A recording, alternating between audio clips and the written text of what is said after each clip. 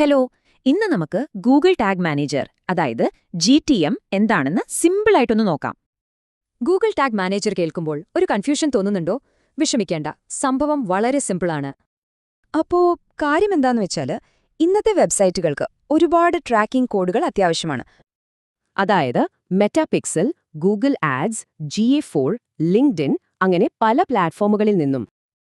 പണ്ടൊക്കെ നമ്മൾ ഈ കോഡുകളെല്ലാം വെബ്സൈറ്റിന്റെ ഹെഡറിൽ നേരിട്ട് കൊണ്ടുപോയി ചേർക്കുകയായിരുന്നു. പക്ഷേ ഒരു പ്രശ്നമുണ്ട്. ഒരുപാട് കോഡുകൾ വരുമ്പോൾ സൈറ്റിന്റെ സ്പീഡ് നന്നായി കുറയും. അത് ശരിയല്ലല്ലോ. അപ്പോ ഈ പ്രശ്നം പരിഹരിക്കാനാണ് ഗൂഗിളിന്റെ ഒരു ഫ്രീ ടൂൾ ഉള്ളത്. അതാണ് ഗൂഗിൾ ടാഗ് മാനേജർ. സിമ്പിളായി പറഞ്ഞാൽ GTM ഒരു ബോക്സ് പോലെയാണ്. എല്ലാ കോഡുകളും ഇതിനകത്ത് വെച്ച് സൈറ്റിലേക്ക് ഒറ്റയടിക്ക് കൊടുക്കാം. അതായത് ഒരുപാട് കോഡുകൾക്ക് പകരം ഇനി GTMന്റെ ആ ഒരൊറ്റ കോഡ് മാത്രം മതി സൈറ്റിൽ. ഇനി മെറ്റ, ഗൂഗിൾ ആഡ്സ് കോഡുകളൊന്നും വെബ്സൈറ്റിൽ നേരിട്ട് ചേർക്കേണ്ട. എല്ലാം GTM വഴി മാനേജ് ചെയ്യാം.